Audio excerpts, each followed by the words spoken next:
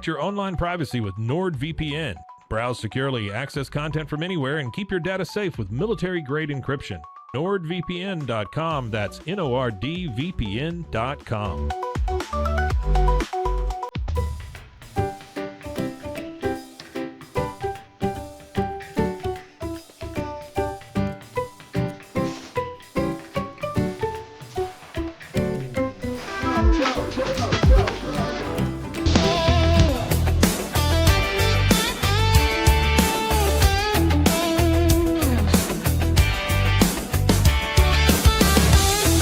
Not just a glove, it's a 44 Pro. Crafted with dedication, made for performance, and built to last. Get your custom glove today at 44pro.com and experience the 44 Pro difference. That's 44pro.com, 44 Pro.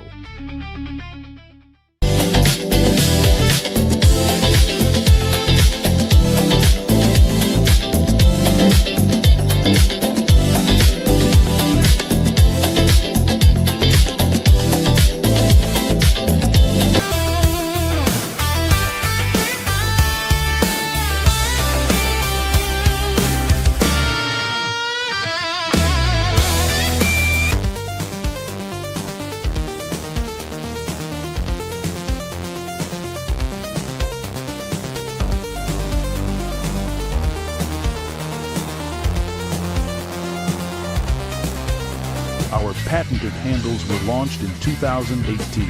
We continue to push the boundaries of strength training. Join us in making your training more natural and effective.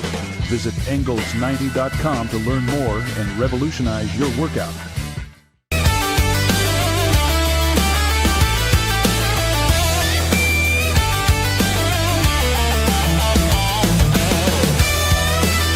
Looking for tickets to the hottest shows, games, and events? Ticket Liquidator is your one-stop shop for great prices, no hassles, and guaranteed tickets. Whether it's sports, theater, or concert, for the best seats at the biggest events, start with Ticket Liquidator today at ticketliquidator.com. Ticket Liquidator.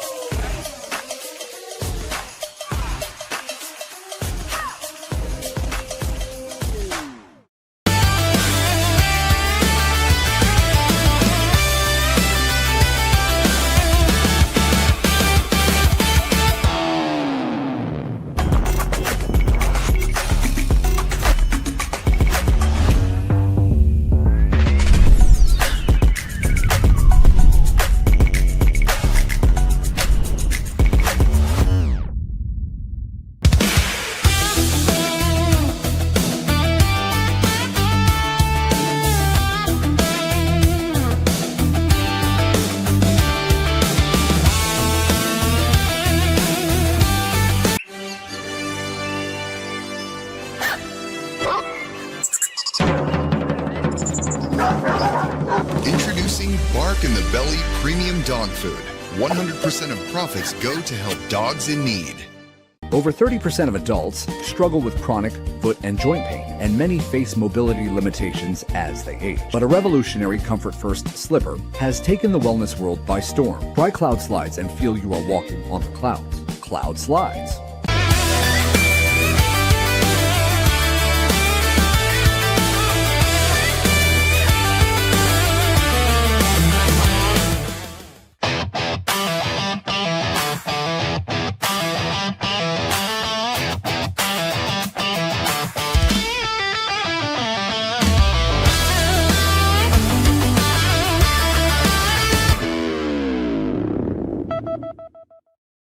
Here we go.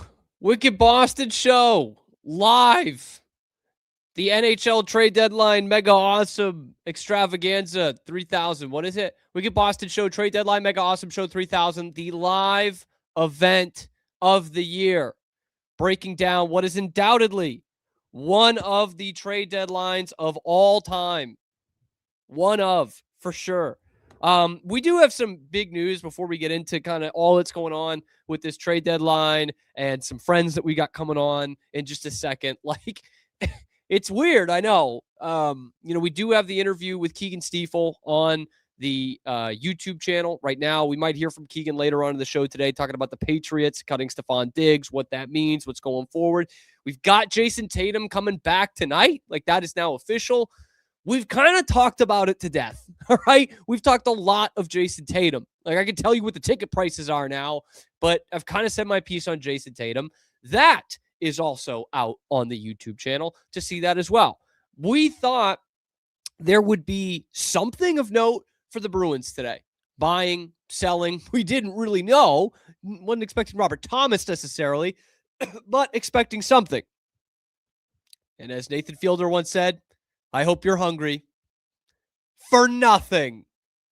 And that's really kind of the whole vibe around the league right now.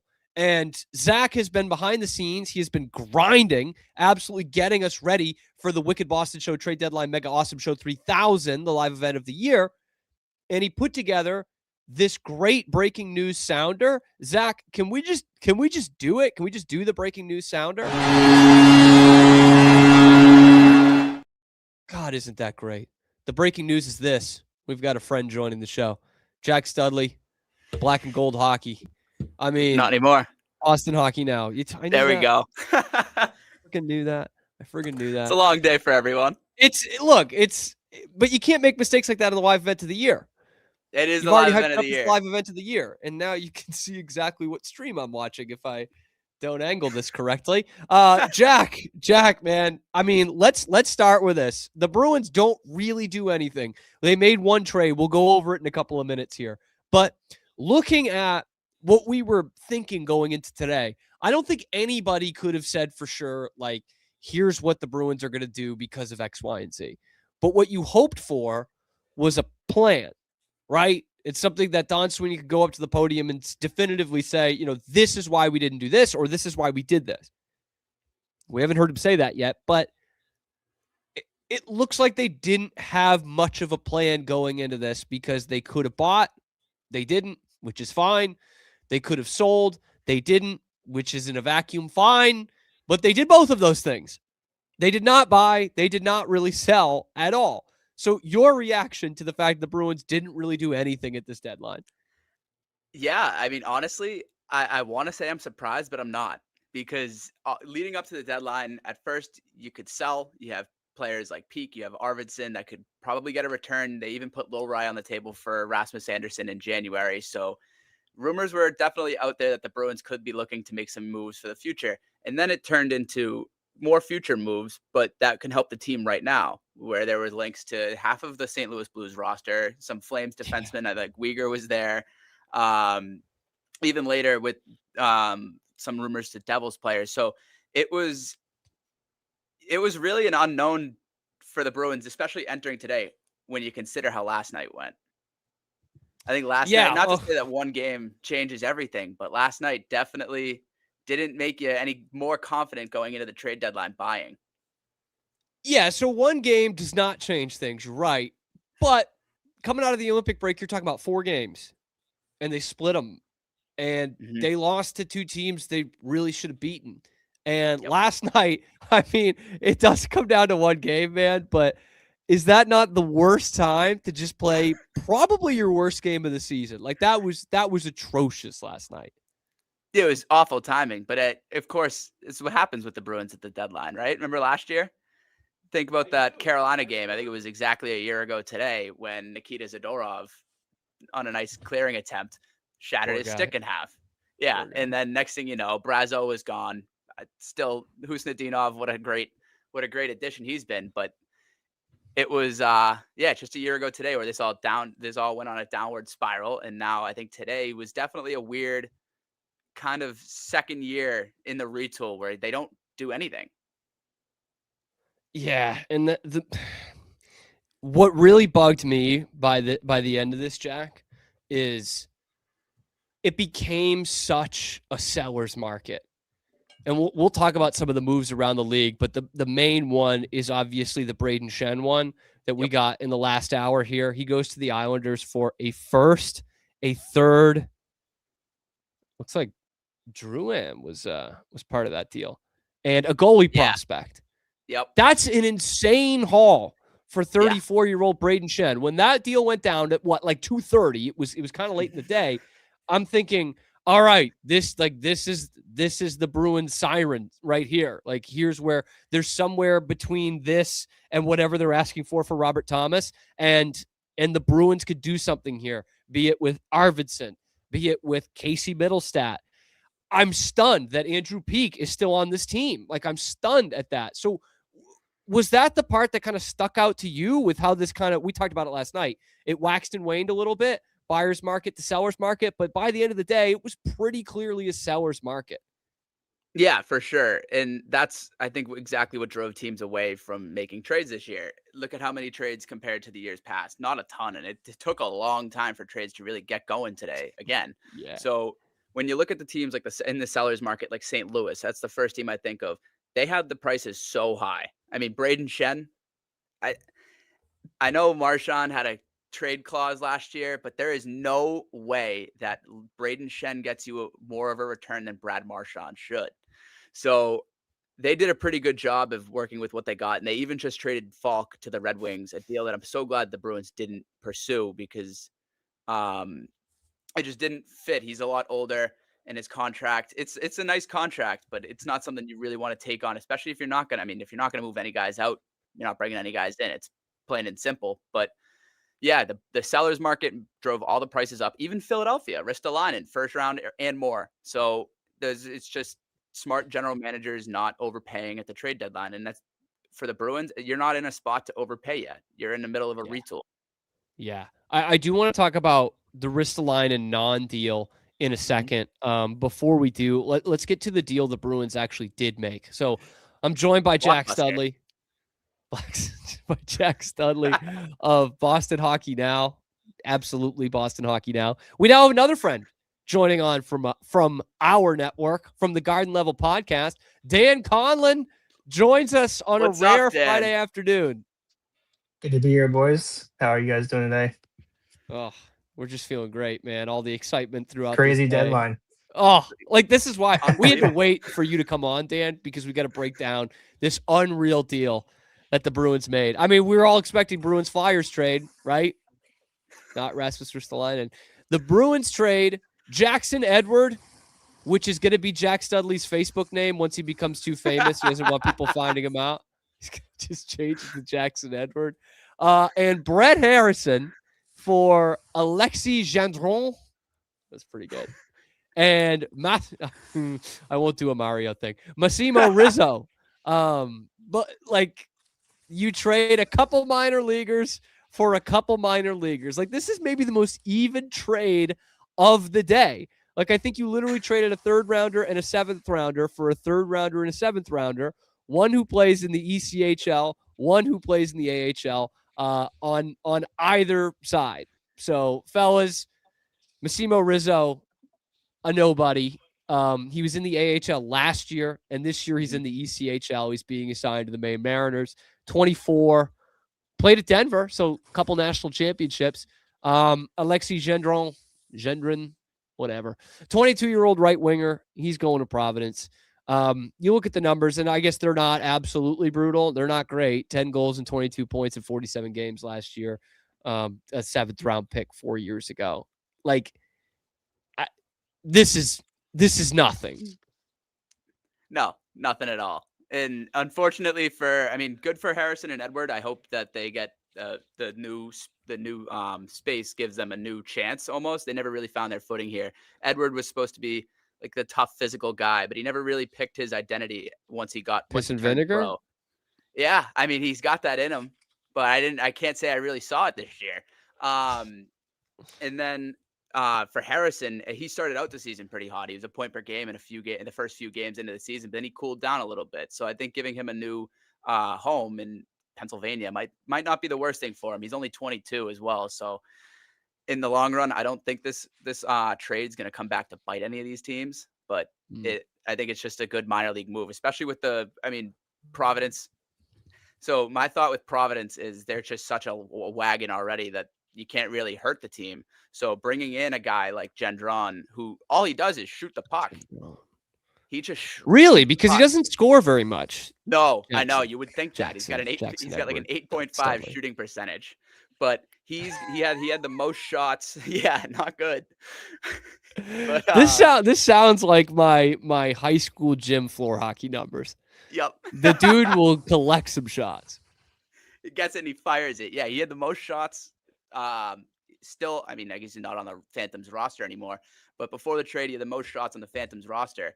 And the Providence Bruins did that last year when they brought in a guy like Blumel, and I guess Steve's is in the NHL, but the two of them were top 5 and for just shots taken in the AHL. So if I can't say it's the worst idea, if I guess some of them will have to go in 8% of them at this year's rate.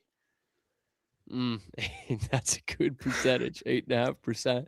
Dan, let's talk. He's no geeky. Dan, let's talk about the day. Like we were just talking about how nothing happens. I mean, this is the only deal that you make. Boring. We were talking about it on GLP, which is also brought to you by the Rogue Media Network family. We were talking earlier this week of like you don't know where they're going to go. We didn't love really like any of the options. Was there anyone going into today where you were like, if the Bruins make a deal, I would like it to be for this guy? Honestly, I was more like go big or go home. Like why? Like no rentals at all. Like that would have been stupid.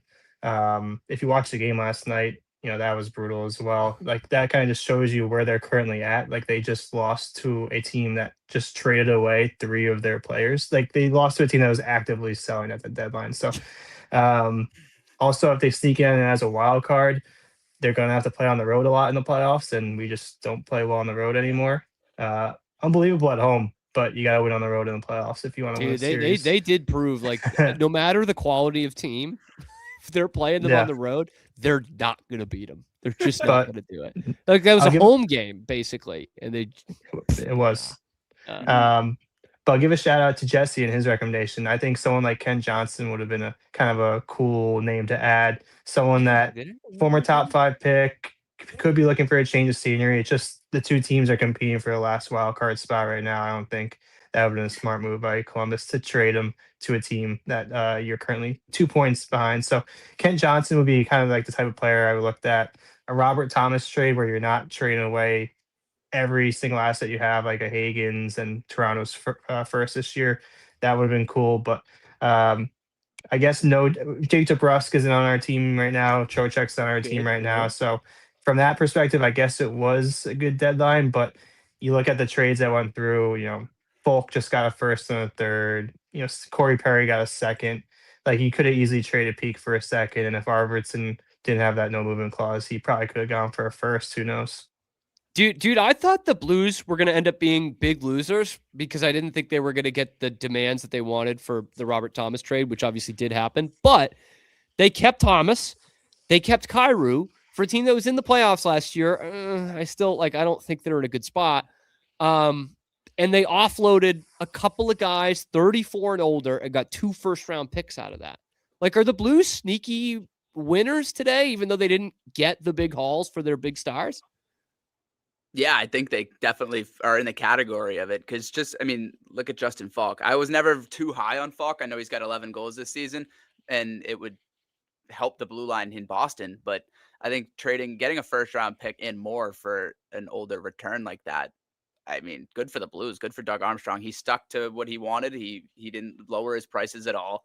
And like we said earlier, that's just what's going to hurt in the seller's market. Yeah, and they got rid of, they don't need to get rid of their young guys now. It's not like they had to do this before the offseason. So they kept guys that they were able to keep. They could have got another trade with Parayko, but he said, I'm not going to Buffalo. So just when you thought Buffalo had turned that corner. Yeah. I saw like everyone was tweet. tweeting their new defensive pairings with Parayko in there, and like that would have been a good defense. But people forget. I wonder who leaked that. Do you think the Blues leaked that or the Sabres leaked that, kind of to pressure him into maybe accepting that? Good question. It's a good question because even the return was a huge return, a first in Merca. Yeah. So I assume that maybe the Blues did. Yeah, because I feel like the Sabres probably wouldn't want to upset their player, be like, hey, we trade you, but never mind, don't go to the airport. We're actually going to keep you now. So maybe the Blues leaked that just to kind of pressure him in there. But but that was an interesting trade. I honestly, like, that would have helped the Sabres, and the Sabres might just mess around and win the Atlantic. The Lightning have been playing terrible. Yeah. Sabres have been hot. So this playoffs is going to be interesting with the Sabres in there, and another team who didn't do anything unless it was recent was the Panthers. So I feel like we heard some names with Bobrovsky, Rodriguez. Yep. I think AJ Greer was a healthy scratch for some reason. So the Panthers stayed pat, which was kind of interesting to see what they would do. And Toronto too. They traded 2 players, which is something we have to keep an eye on because we have the first round pick. But Toronto is tanking. It's a good sight to see when Toronto's tanking. But for Florida, I wasn't sure if they would try and get rid of Bobrovsky because it didn't seem like there was a market for goaltenders this year's deadline. Just because I know like Binnington was also available. They talked about Stolars in Toronto. So seeing that Bobrovsky was on the block potentially was definitely an eye opener. I wanted to see what team was it going to be? The Oilers?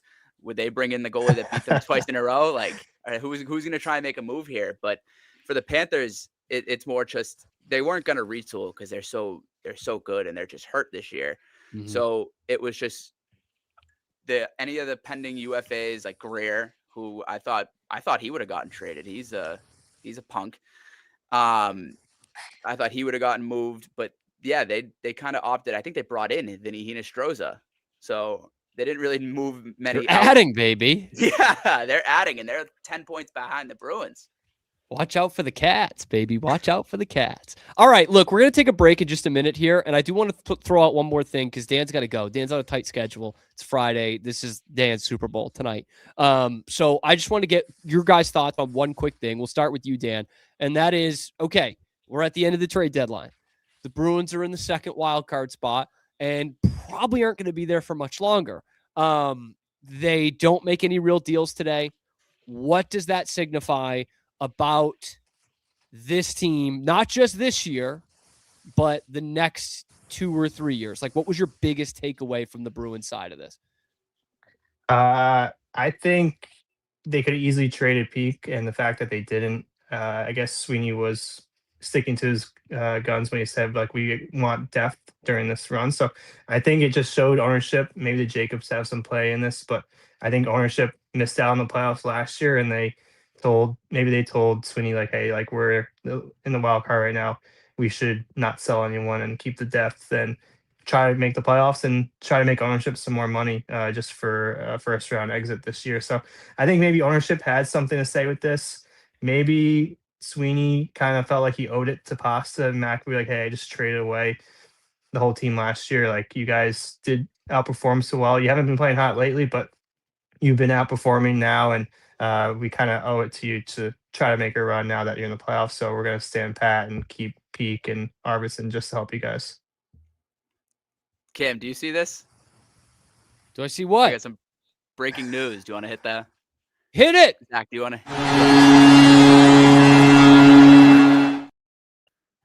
Per Pierre LeBrun, Vancouver trades Reichel to Boston for a 6th round pick.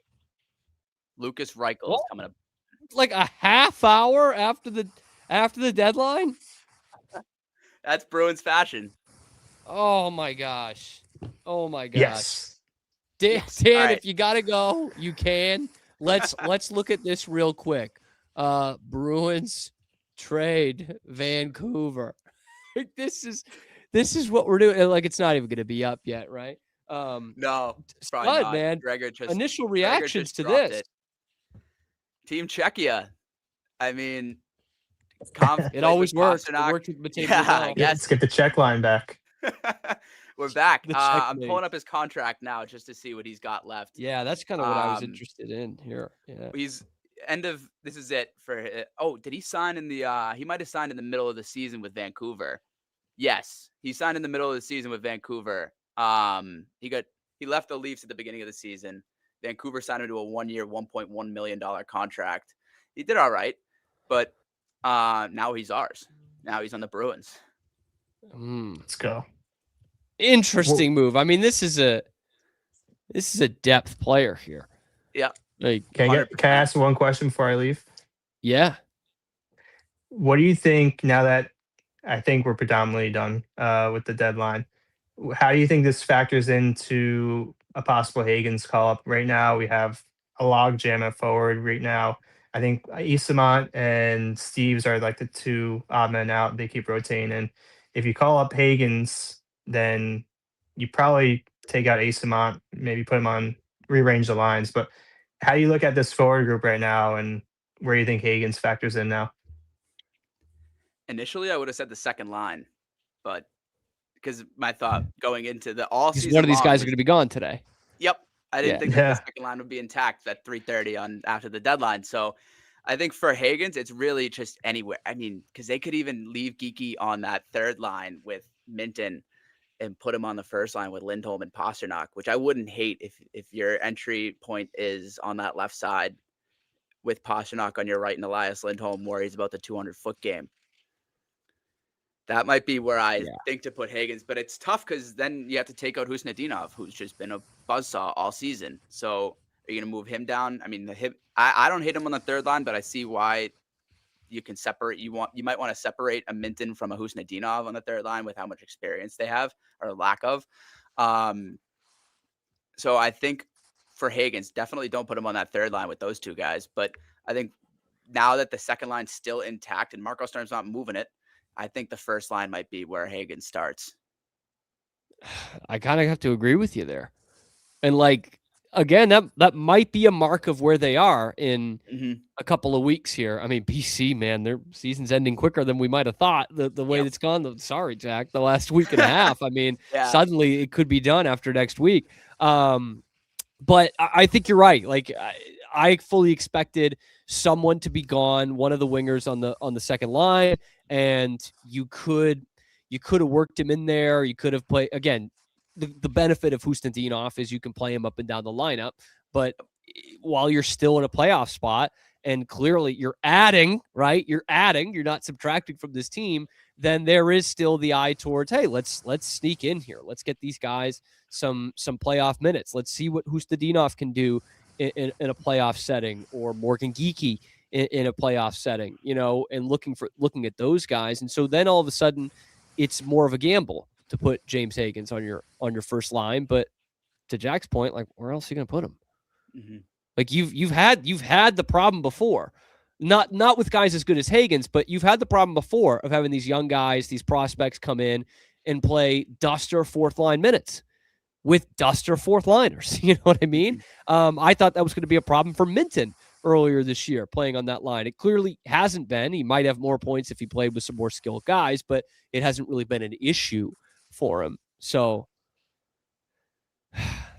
Bruins adding, baby. Adding at the deadline.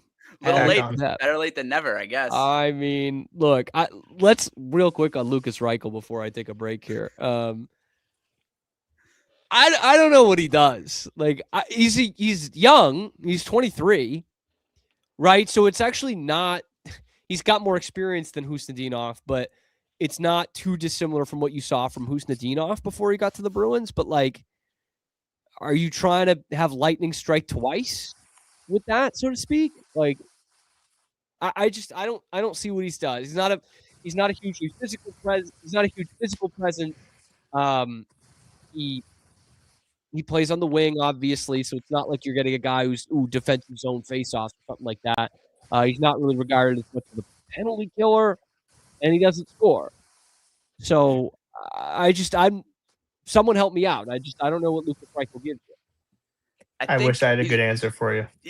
I know, same. Awful teams. I guess I'll be fair to him for that. Chicago and Vancouver, like just straight up dreadful teams his entire career, but still. He might be more of an AHL move. So two AHL moves. Providence is adding. Right. Providence. Providence is adding for the stretch run, man. Because I think he's played a lot in the AHL this season. So, but then again, it could also be he has the NHL experience. So if the Bruins do get ready for a playoff run, that they could just pull him up. But yeah, he's been playing for the. He's got 6 goals, 7 assists this season with the Abbotsford Canucks in 23 games. And I was mistaken. I said that's a good AHL team as well. It's a good AHL they team. are. He wasn't on it last year when they won the thing, but you know. Yep. And then I was mistaken when I said Team Czechia. He was on Team Germany. He had 2 goals and an assist at the Olympics. Recency bias? Anybody? Recency bias, and I don't know who's the head coach. German born? Could work out perfectly. 6th-round pick. It would be really funny if he could have replaced Arvidsson, because we basically brought in Arvidsson for the same reason.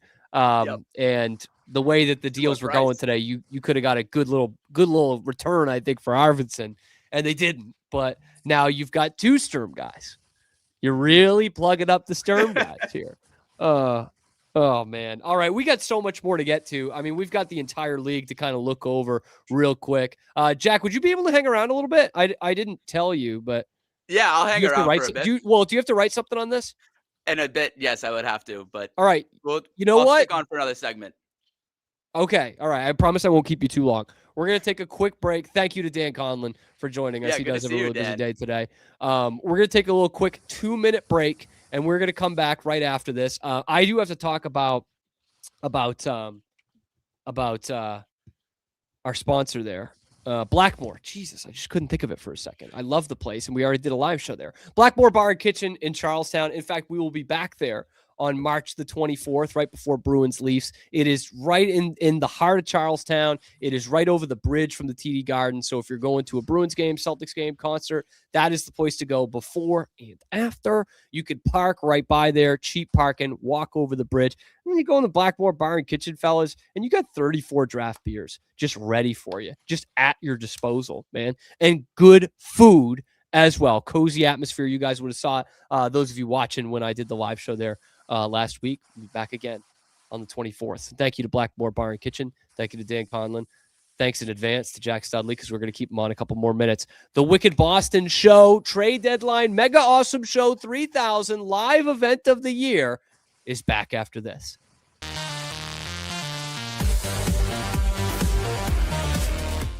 Hi, I'm Mitch, the co-founder of Cake, a sexual health and wellness company designed for today and designed for you. Yes, you. The entire product line can be found at hellocake.com, and it's also available in every Walmart near you. Designed to elevate the off-road experience, enabling adventurers to conquer any terrain. For 50 years, you've trusted us on your toughest recoveries, to your most breathtaking destinations, and in countless unforgettable memories. With San, owning iconic furniture no longer requires paying a premium.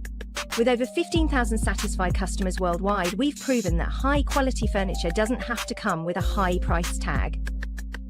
Explore our collection today at san.com.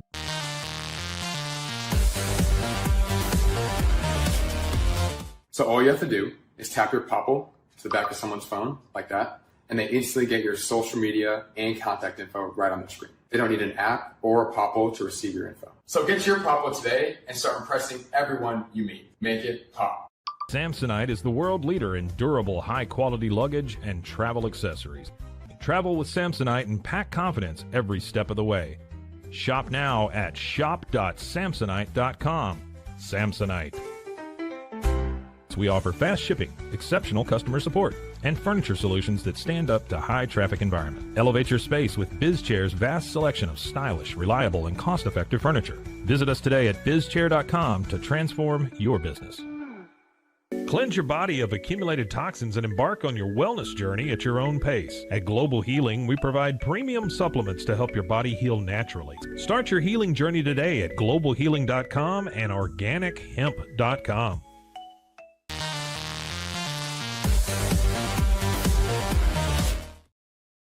We're back here on the Wicked Boston Show Trade Deadline Mega Awesome Show 3000 live event of the year. Cam Stuart, Jack Studley from Boston Hockey Now. There we go. Joins us on the live event of the year today. Jack, we've been over it. You traded a couple minor leaguers for a couple more minor leaguers. And then at the gun, Lukas Reichel, now a Boston Bruin. I did just see during the break, those like projected WAR percentages. Those breakdowns. I saw the Justin Falk one. I was stunned to see that his projected WAR percentage is only 2 points higher than Lukas Reichel's. They are both in the bottom 5%. 5% for Falk and 3% for Reichel. We talked about it a little bit before the break. I don't know. You think this is an AHL move? I'm inclined to agree with you on that, just based off what we've seen from Reichel in the NHL. It's taking a flyer, right? Sixth round pick. And outside of that, the Bruins don't really do anything. And we'll hear about it later on from Don Sweeney. I'm sure they kick the tires on some of these big deals. And what this tells me is they balked at Dean Letourneau, James Hagens, obviously, and probably Will Zellers as well. Like this was a concerted effort to keep these guys and see what if you could try to improve this team without getting rid of those guys and without dipping into your best draft capital. They have stuck with the draft capital. They have stuck with the prospects. I'll get into kind of the negatives that I'm feeling about this in just a minute, but I do want to start with the positives, and that is this, Jack. We've seen it the last 2 off seasons in particular. These guys, the best players, do not hit free agency. And we've heard about it for weeks now, talking about, people saying, well, you hope that James Hagens is Robert Thomas, so why don't you just trade James Hagens for Robert Thomas? And, these prospects don't do anything for you because most of them don't turn out to be anything. But on the flip side is these guys don't hit the market, So you can't just go out and have some cap space and pay a Jack Eichel because he doesn't get to the market. So am I thinking too homerish about that? Or do you like the fact that they have kept these prospects that you and I both see a lot of, have kept these guys in the system? I like that they kept them in the system, and maybe just because it's the fact that we have a prospect pool now changes a lot of that. That is part of it. That's got to be part of it. Like, we haven't had this in so damn long. Yeah, exactly. Especially of the caliber of a Hagens, especially. And then you can even factor in Letourneau and Zellers. Like, we have some pretty high-level prospects in the system here in Boston. So the fact that they weren't quick to give up on it, like I guess I would say they have been in years past, it's a good sign of them staying true to the rebuild, the retool that they started last year. If they rushed them out, I think it would have been an issue where you commit to this retool and you bring in a guy like Zellers and you bring in all these picks. And I know Hagens was our own pick. They weren't good. They earned that pick, damn it. Yeah, exactly. And then Letourneau, the same thing. After a few trades, that was the Bruins' initial pick, and it ended up going back to them. So sure, you can count that one as traded, but they were quick to get rid of assets, and I'm glad that they weren't this year because in years past, and yeah, only one team can win the cup, and more than one team gives up assets to win the cup. But it felt like it would always happen, and then at some point, the Bruins were stuck without a prospect pool. So the fact that you can compete right now and have a prospect pool in the system that you're trusting and that you're watching develop, I'm really thrilled with it that they didn't really sell them off. I was worried that, and yeah, it's a good point, and it's correct that you wish Hagens is half the player that Thomas is. We don't know that yet. Hagens, and I'm not even going to say it, but why not take the flyer, develop the guy? Not take the flyer. You have the guy, develop the guy. Yeah. Don't give him away for nothing after 7-9 months. Yeah. I get that. And I think part of my judgment was a bit clouded by what you talked about at the beginning there. It's like, finally we have a prospect to follow and a prospect pool, being quite honest. And it's been such a positive year for the Bruins and their prospects. When you look at not only Hagens, but obviously Letourneau and Zellers and Cooper Simpson. And, some of the guys, Oscar Jelvik was on the shelf most of the season. He comes back, scores a goal from Hagens over the weekend. Yeah, so you've had, it was beauty. And you've had all this positive momentum in terms of your prospect pool. And the other thing too is you got 2 first-round picks. Like, the 2 days that you make big trades are the deadline and draft night. Like, I think maybe I'm being naive, but I would be pretty surprised if the Bruins were not aggressive in shopping one of those picks around on draft night either. I think they might. And Sweeney mentioned it on Monday, where if trades don't come together at the deadline, they're just going to look to do it at the draft to make sure that they can stay competitive while they do it. So I think of something like that. But even back to your point where free agents don't hit the market, that's where the draft now means more, because you'll see, and even the week after, where, like, remember when the Lightning traded a third for the rights to sign Jake Gensel? Yeah. Like, you almost want a move like that where you're going to be able to sign a player like the Golden Knights with Marner, where you're going to sign a player, trade him in, and then lock him in. Like, you don't have to deal with the competition. But that's kind of something I thought going into this, especially with the lack of trades and the lack of big moves during free agency, is it's just going to happen during the offseason. And at the draft, the Bruins have weaponry. They can use those 2 first-round picks. They could even use the 2 first-round picks next year. Mm-hmm. Yeah. I do want to get into 2 more things before we get you out of here, because the people that pay you are going to be knocking on your door here. I want to talk about the part that does piss me off. Because the Bruins not really adding anything. Sorry, Lucas Reichel. Sorry. But don't forget about really him. Adding anything doesn't piss me off that much. It's kind of a sting in the moment, because it means that they're probably not a playoff team, and they're going to roll with what they've got, which probably isn't enough. But the thing that does piss me off is what we talked about a little bit earlier in the show. There were some crazy prices for some old guys, and you have a couple of guys, quote unquote, in their prime, late 20s, early 30s, in Casey Middlestat, Victor Arvidsson, that could take in the case of Middlestat, like a nice chunk off your cap and potentially get you a very good draft pick. Like with what I was seeing over the last couple of days, I'm like, could you get a first for Victor Arvidsson? Yeah. Like, could you possibly have gotten a first for Middlestat? Not like a top 5 pick, but you probably could have got a first for one of those guys, if not both. Like, that is what's gonna bug me, because right now they're a team that, especially over the last couple of days from what we've seen, I don't think is a playoff team. They're damn close, and it probably is a flip of a coin when you really look at it. But if you're not going to be a playoff team, why not trade those guys who are not going to be a part of your team when you're contending, no matter what? Like, they're not on the team 2 years from now when you're really going for it. Yeah, exactly. That's the part that bugs me. You didn't get anything for those guys. And Peak, too. Like, how is Peak not traded? Like, decent player, but we've been hearing Peak for weeks. He's been friggin' scratched. And how is he still on the team? Mm-hmm.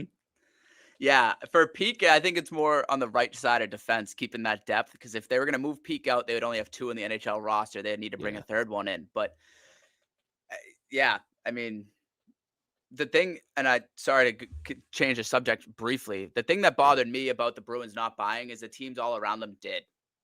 Yeah, that's gonna be my next point to bring up. Is like, okay, so we'll save it for that in the Eastern Conference. No, that's all right. Let's lean into it. It was left kind of late. The big surprise to be in the Eastern Conference for a team that was kind of selling was Washington. I get it. Like, both of those, again, I'll use the term, both of those in a vacuum, the Nick Dowd move, the John Carlson move, like, I get, but like, you didn't get a huge haul necessarily. And I thought Washington was about to make a run here. Metro, a lot of question marks, easy schedule for Washington. They just got Pierre-Luc Dubois back right after the Olympic break, which is a big get for them to get him back in the lineup. And all of a sudden, it's now, you're trading your franchise all-time leader in points and games by a defenseman. There was that tweet out there, which I do have here, about how the Caps were reacting to it from Pagnotta. Like, they like freaking out. But other than that, going back into Stud's point, there were a lot of teams around you that did buy, including the team right behind you in Columbus, getting a guy that you had targeted that I didn't necessarily want, but a guy that you targeted in Conor Garland. So there was a lot of moves around the Bruins. South Shore boy, you sure you didn't want him? The Situate guy, man. He's like he's a heck of a career for a guy that's played this long. And he's like the 6th best player from Situate, which is crazy. I'll always take a South Shore guy, man. I'll always take a South Shore guy, but I would have been like taking medicine a little bit. Yeah, I mean, the Caps, that was, you said you were shocked. I was shocked as well. The Bruins play them on Sunday. Yeah. Like, they're right Saturday behind tomorrow, right? Yeah, it's right tomorrow. Pittsburgh, I'm thinking Sunday is Pittsburgh. Right? Yeah. So they play Washington tomorrow afternoon, and Washington's 3 points back. All the Bruins really need to do is give up 3 games back. The Bruins have 3 games in hand. Washington's 3 points behind. There we go. Yeah. So it's right. They're not out. This No, this like was not at all. shocking. This was shocking, especially with, I guess somebody had to sell, right? It's the seller's market. There was going to be a team that could have contended, whether it be the Bruins. Like if the Bruins sold, I'm sure people would have been like, wow, the Bruins are selling. Like they're in the playoffs. So something like that is where I kind of thought, but if you're Washington and somebody says in the Ducks, Pat Verbeek goes, hey, we'll take John Carlson off you for a first and a third. You really can't say no. Yeah. Yeah. Just with the way that all the prices, back to the point from earlier, all the prices were so high that it's almost too good of an offer to pass up. I guess you're right. I'm just surprised at the lack of like roster players they got back, you know, and yeah, that probably costs you the first, I guess. What I just would have thought you'd get at least some depth guys, roster guys back.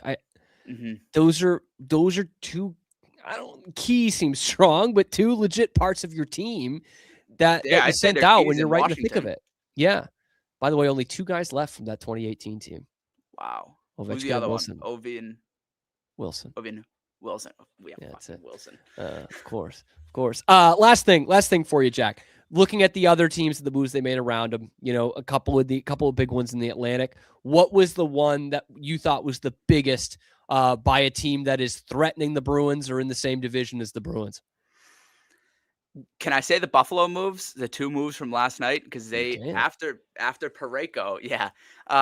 So after they couldn't get Parayko, they pivoted. They got Sam Carrick, Logan Stanley, who's I won't take my buddy's words, but I'm going to take my buddy's words and say that he's not the best hockey player, but he's the most aggressive hockey player. And then Luke Shen, who comes with a lot of experience. Logan Stanley will go after your knees.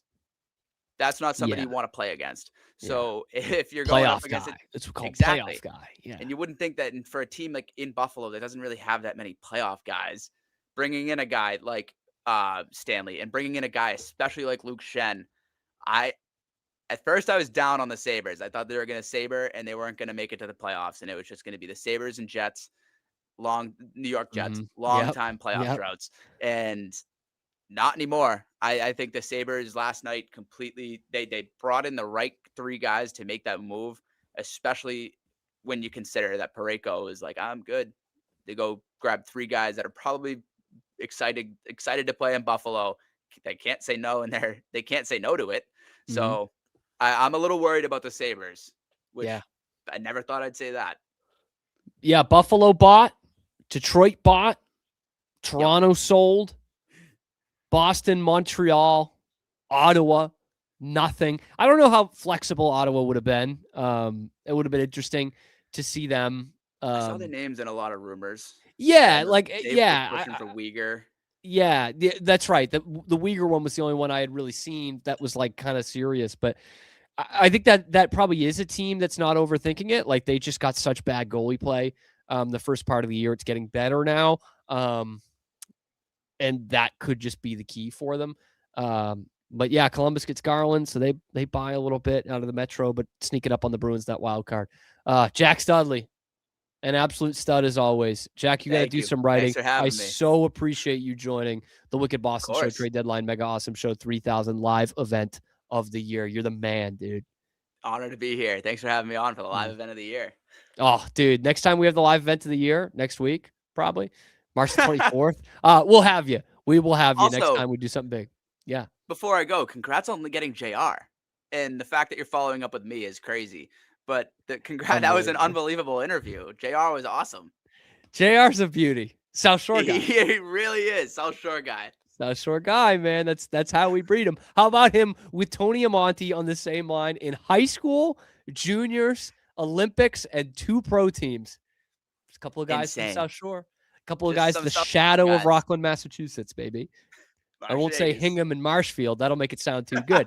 2 guys from the shadow of Rockland, Massachusetts. So, yeah, man, it was awesome. And JR is fantastic. I got to try some of that whiskey. I am not much of a whiskey guy, but he said, like, no, it's actually better for people that are not whiskey guys. So I'm going to test it out. Let me know what you think. I will. Maybe I'll send you some. Who knows? Jack, appreciate it, man. No, thank you so much. Good. There he goes. Jack Studley. not Black and Gold, not that. Boston Hockey Now is what he's going to be writing for. So actually check that out because he is doing all kinds of recaps for these trades the Bruins have done. Check that out. Boston Hockey Now. We've had a couple of staff writers from there on the show a few times. So check out Jack's work. And Jack is awesome. I mean, you heard him there talking about the prospects.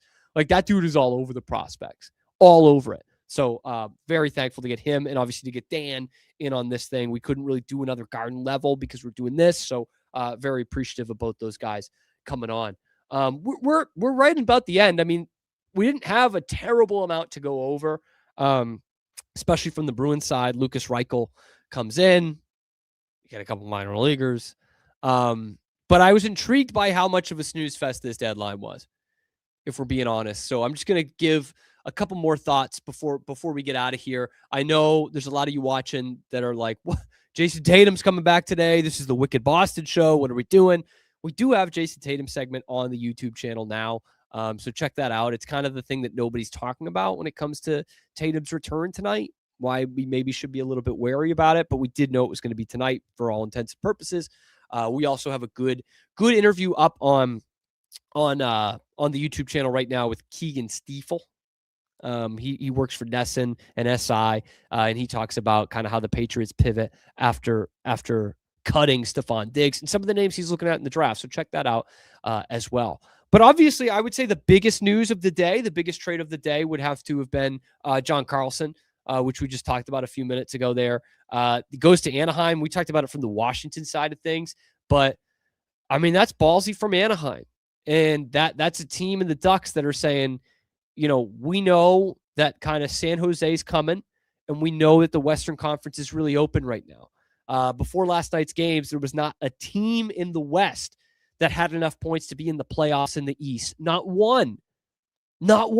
So that's Anaheim saying we got a young team that is maybe not quite coming of age yet, but is pretty close. Let's get them in there and build off of that. And you look at the right side of that D, John Carlson, Radko Gudas, and Jacob Trouba. And Carlson, a 36-year-old who has won a cup, who has been through all the battles, who is a very sound defenseman, is going to be paired with Jackson Lacombe, the next generation of defensemen in this league, along with guys like Lane Hudson.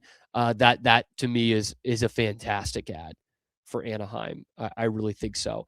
Conor Garland, Scituate native, was the one that was targeted by the Bruins. I wouldn't have loved Conor Garland being on this team. Now, he is on an expiring, so it's not the end of the world. I just didn't know what you were going to have to give up for him. Turns out Columbus, who's right behind you, this could end up being kind of bad. Columbus was right behind you and right on your tail. Only gives up a third rounder this year, which anything after the second round, I don't know. It's just nothing to me. I know the Bruins have got some good players after that. And then a second rounder in 2028 for half a season of Conor Garland. It's okay. It's okay. But there is a world in my brain where I see, the last 20 games of the season, Conor Garland gives you 15 points and you go on a bit of a tear and you surpass the Bruins. I really do want to see the Bruins play in the playoffs this year because I love my team playing playoff hockey, and you've got the first round pick of a team that's not even close to the playoffs, and that was selling today with Toronto. They sold off Bobby McMahon to Seattle. They got a first round pick for Nick Waugh earlier this week. So I would like to see the Bruins there, but you've got a bright future ahead. And I would say the last year you've done everything right. And I really think you could have gotten a good deal for a Middlestat, especially for an Arvidsson, who does have a full no trade. So you might have had something on the table that he just blocked. And you could have got something for Andrew Peeke, and you didn't. And I think that kind of stinks. But overall, I'm okay kind of riding with this. Corey Perry to Tampa. We talked about that a little bit earlier. So pick the Lightning to go to the Stanley Cup final and lose. That's a big one. Braden Shen to the Islanders is the one that was kind of in the last hour that was getting people in a tizzy. Justin Falk to Detroit was one, which did, I think, have a first round pick going out. But Braden Shen to the Island for a first rounder, a third rounder, and a goalie prospect. This one is so odd to me because the Islanders don't have to be going for it. It's okay that they do. Like, I think they have a good enough team that by improving at the deadline, you could win a round or two. But I don't know how much better you got, because they were going for, like, they were looking at Robert Thomas and they were looking at Jordan Kyrou, especially Kyrou. Like, that is a guy that you go out and get and you spend some capital on and you get instantly better, and you get better for the next couple of years. The guy who's 27, playing on the wing. He scores 30 goals all the time. Like, that would have been, I think, an awesome move for the Islanders. And you end up going center with Braden Shen, and it's a guy who's in his 30s. That, to me, is in a vacuum fine, but is a downgrade from what you were looking at with Jordan Kyrou, and still cost you a lot. And Shen's drop-off has been massive this season. I mean, he's on pace for 35 points. That's just I don't know, man. But you are looking for a playoff player. It's a guy who's won the Stanley Cup. You don't have a lot of guys on your roster that have played more than one round of the playoffs. I think it's been since they went to the conference finals in 21, right? When they beat the Bruins in the second round. Buffalo, as Jack talked about, still, I think, won. Florida is the real interesting one with not trading Bobrovsky away.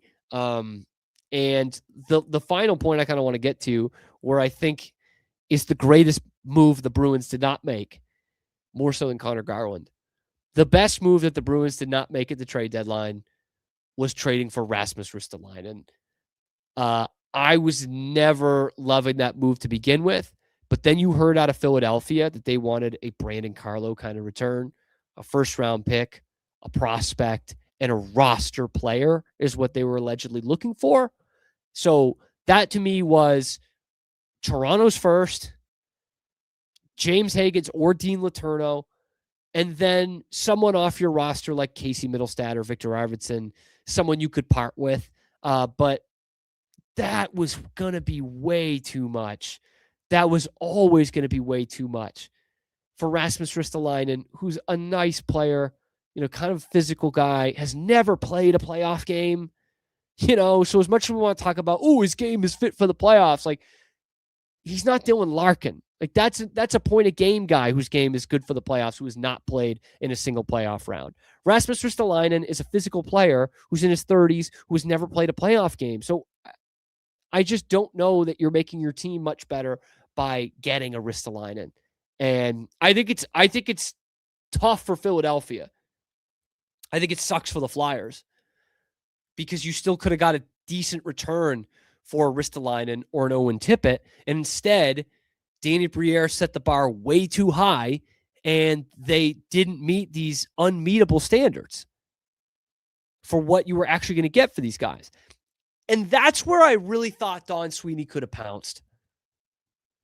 Seeing what the Flyers were looking for Ristolainen, seeing what the Blues were looking for Robert Thomas. The Bruins had some trade chips that they could have gotten rid of that are players that are somewhere in between those guys in terms of caliber. When you see teams looking for a first-round pick, a prospect, and a roster player for Rasmus Ristolainen, it made me think, what could you have gotten for Casey Middlestat? That sounds like a first-round pick for Casey Middlestat. Even a second, man, I'll take that. A second and a roster player or a fringe prospect to get 5.75 off your books this year and next year. That's where I think that's where I was really frustrated with the Bruins. But in terms of not bringing guys in here, it sucks as a fan, because it shows that, we're probably not a playoff team. We're barely one right now, and we're not getting any better. It's not like James Hagen's not going to come in and be your savior. You're not getting a guy coming back from injury. Like, what you see is what you get here. And so I'm not going to just crush Don Sweeney for not bringing anybody in or adding to this team. But I do think he missed a heck of an opportunity for a Middlestat and Arvidsson, and to a lesser extent, an Andrew Peeke, to get some more draft capital that you could have flipped the draft, brought in a good player. Instead, this is what you're left with.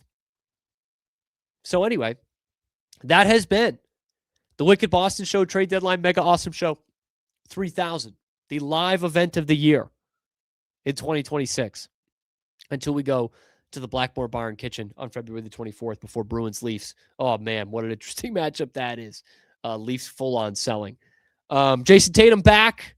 Stephon Diggs not back. You can check out those videos on our YouTube channel. Thank you so much to Zach for rolling with the punches today. Thank you to Jack and to Dan for also rolling with the punches. Check out myself and Dan Conlon and a couple of times Jack Studley on the Guard Level podcast, which is right here through the Rogue Media Network /365 Sports. So check that out every week wherever you get your podcasts and on YouTube as well. Man, thank you guys for doing this. This was a lot of fun with the ticker and the Twitter up, and I had the YouTube stream going, watching the other ones. So this was a ton of fun. I wish we could do it more often. And man, I mean, we did do a live stream last year, not like this.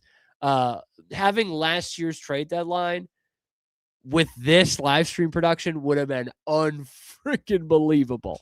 Unbelievable. But guys, let me know what you think about this Bruins trade deadline. What was the biggest trade of the day? Because that could be up for debate and not in the good way. What team around them got better and how you feel about the Bruins after this deadline? Let me know in the comment section below. Be sure to like the video, subscribe to the channel. We come at you every weekday on YouTube. We're live Monday, Wednesday, Friday, 1 p.m. Eastern time, and then we're available wherever you get your podcasts as well. It is your lunchtime alternative to Boston Sports Talk Radio right here on the Wicked Boston Show with Cam Stuart. So have a good weekend, everyone, and we will see you on Monday afternoon on the Wicked Boston Show.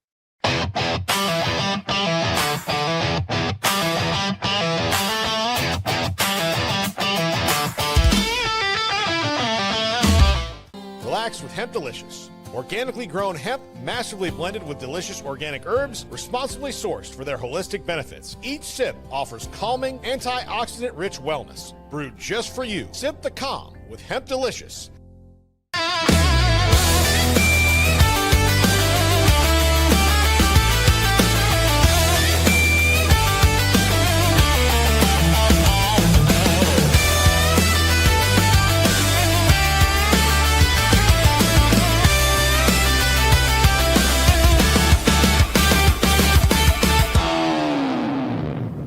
At Open Goal USA, we're revolutionizing training for both soccer and lacrosse with our innovative portable rebounders. Perfect for players of all ages and skill levels. Visit OpenGOAAALUSA.com and elevate your training today.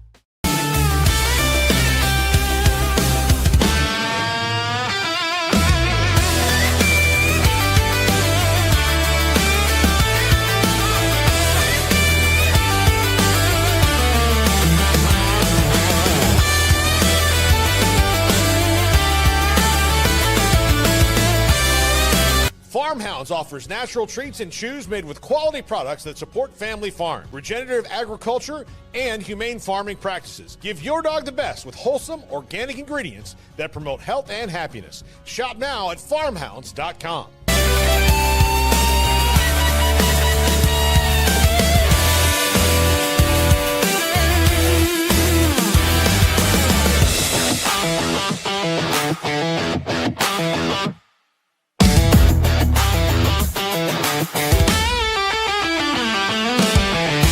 Get paid faster with Bill, the easiest way to send, receive, and manage your payments. No more delays, no more hassle. Whether you're a freelancer or a business, Bill makes payments seamless and secure, simple, fast, and reliable. Sign up today at Bill.com.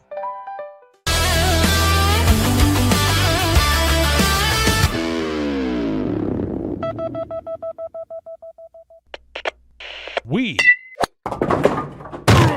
are Rogue Media Sports.